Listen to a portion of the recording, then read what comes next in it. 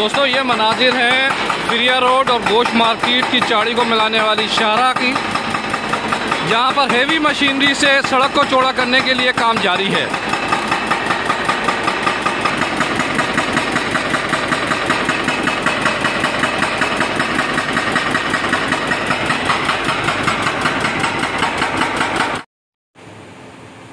पाँच साल कबल मेयर सखर बैरिस्टर अरसलान शेख की जानिब से फिरिया रोड गोश्त मार्केट की चाड़ी पर ट्रैफिक का निज़ाम बेहतर बनाने, सड़क को चौड़ा करने के लिए पहाड़ कटिंग का सिलसिला शुरू किया गया था, जो कि चंद माह काम के बाद नामालूम वजूहात की बिना पर रोक दिया गया।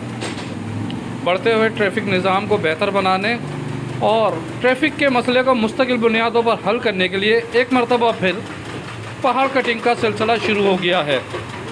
ये आपके सामने हेवी मशीनरी से बल्दिया की पहाड़ कटिंग की जा रही है और शहरी उम्मीद कर रहे हैं ये काम जल्द से जल्द मुकम्मल हो ताकि ट्रैफिक का निज़ाम बेहतर हो सके। Parvez Khan, media point 07।